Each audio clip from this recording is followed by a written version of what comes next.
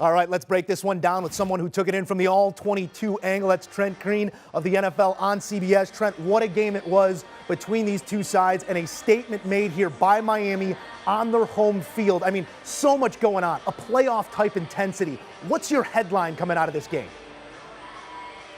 Well, you just got to think that the Miami Dolphins, under first-year head coach Mike McDaniel, starting off his career 3-0, the fact that they're finding ways to win. A week ago, down 21 in the fourth quarter, on the road at Baltimore, found a way to win. In this game, Buffalo more than doubled them in total yardage, time of possessions, first down. You said Josh Allen over 400 yards passing.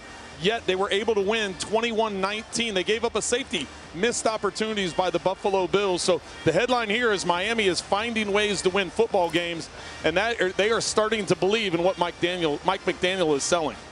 Trent, on the Bills side of the equation here, now 14 wins over the last two seasons by 10 points or more, but they get in these tight games and they end up on the wrong side of that. Is that cause for concern for you that, yes, it is on the road, yes, it is in Miami, yes, the cramps were happening, but unable to get to the win column when rubber meets road in a tight ball game?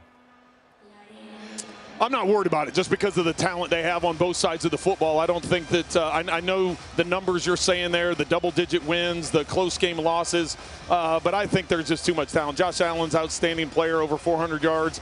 You know, they were able to do some really good things today. Missed opportunities, missed field goal, missed 38-yard field goal. They had Gabe Davis had a touchdown in his hands that was knocked out in the end zone. If he keeps a hold of it, that's a touchdown. They win the game there. Matt Milano had a pick six right in his hands, went right through his hands. So some missed opportunities by the Bills, but I don't buy into that if it's close. They're not going to pull it out because they've got a ton of talent. It's finishing. Give Miami credit. They were able to make the plays at the end when they needed it. Can't wait till we line these two up once again before we let you go, Trent. I'd be remiss if we did not tip our caps to one Tua Tagovailoa after this performance that he had, knocked out right around the 2-minute warning, comes back in the second half, leads his team to victory. Big picture here, because it's been deemed a prove-it year for Tua.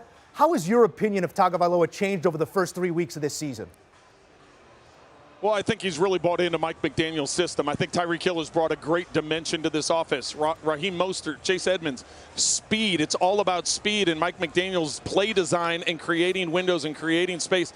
But Tagovailoa taking advantage of that. There was a big throw down the middle of the field when the defense jumped. You got to remember the Bills were throughout 5 defensive starters today, and they took advantage of it in the second half. When they needed the drive, when they needed the big throw, Tua came up big to Waddle down the middle of the field, which set up that final score, the touchdown to River Craycraft for the second week in a row, being elevated from the practice squad and coming up with a touchdown in the game. So Tua's coming up big for him, and I think they're all buying into Mike McDaniel's system.